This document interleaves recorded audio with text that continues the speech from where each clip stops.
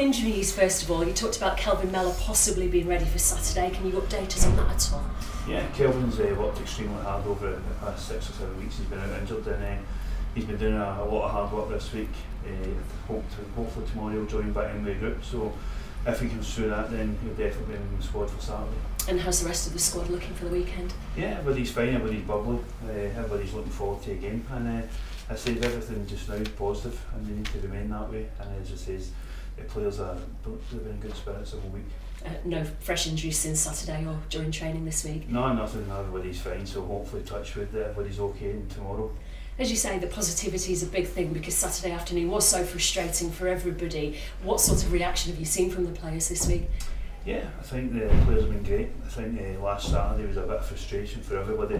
I think last week when I mentioned the fans and the booing, I think I was misquoted what I says, and it wasn't a dig at anyone. It was just the way we felt, the way I think Fleetwood came and made the game difficult for everybody, and I just thought everybody caught on the occasion, and I just think now we just need to make sure we all stay positive and we push our way together.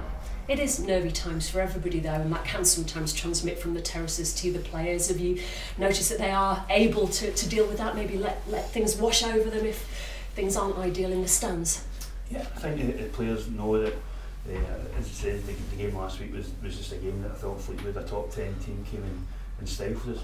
That shows you how much respect we've got now, how well we've been playing. And as I said, the players, it was a game where it was just mixed emotions. It wasn't a great game of football, and as I said, Fleetwood came, killed the game, scored early, and then made it difficult. And I just thought, after that, we told the players we spoke about it this week, we just need to make sure we stay positive, and I'm sure they will. Do you expect Plymouth to come with a similar approach to Fleetwood, or a very different game this weekend? Yeah, no, I think Plymouth will come and try and play. Derek's done a fantastic job again. They try and play football, they try and score goals. They're an attacking team, so I'm sure they'll come and try and win a game. They've been on a fantastic run. I think they've maybe won 6 out of the last 9 games, so they're coming in a good vein of form, and why would they want to change a winning formula if it keeps going? So looking forward to hopefully a better game of football than we've seen last week.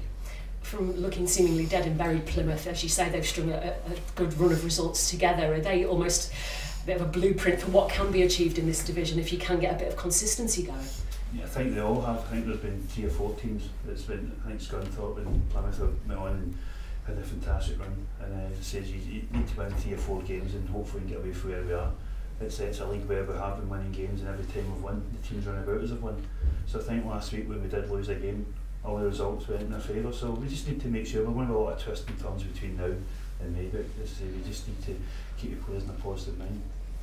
And I suppose game management comes into it as well. I know from listening back to your post-match interview on Saturday, a bit of frustration that sometimes, it's been a bit cuter finding a different way to break down a team when they come and set up shop like that. Is that something you can teach easily? Yeah, I think you can coach it, but as I say, they came with a game plan, they managed the game every time with the ball, they kicked it in stands and different things. So it's difficult, and I think the biggest thing was the frustration for everyone that I think was in the stadium, and I can understand that. But as I say, we still created 4 or 5 good chances that we could have scored, we should have scored.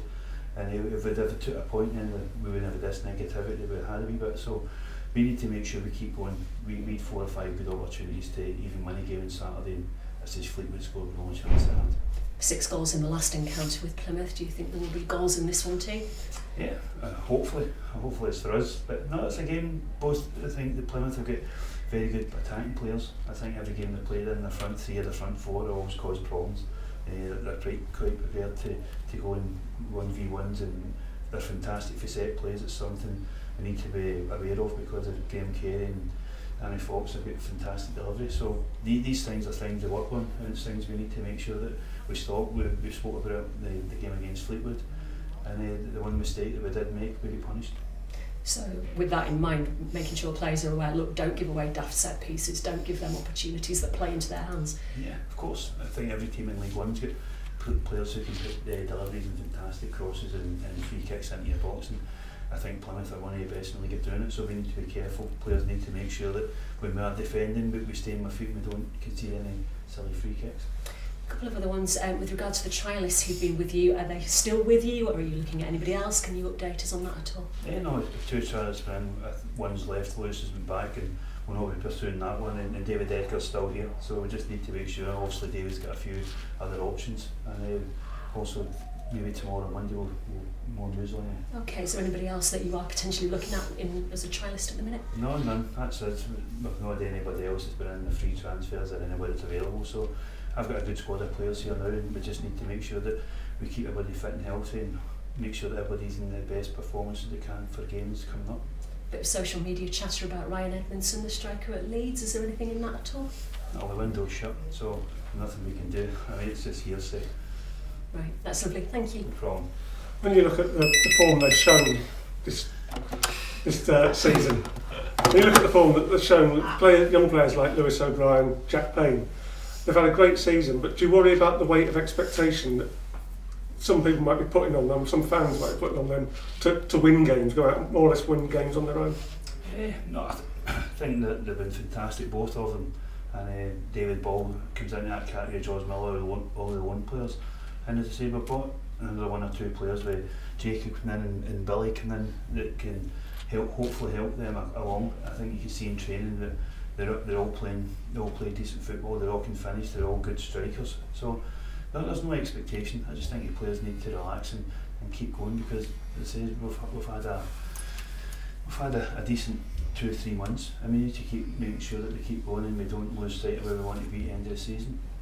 And you mentioned Jacob and Billy there. You said when they came in they might need a while to get up to full match fitness. How are they coming on? Yeah, both of them are looking better every week. Even Jermaine Anderson's starting to look better since he's come in.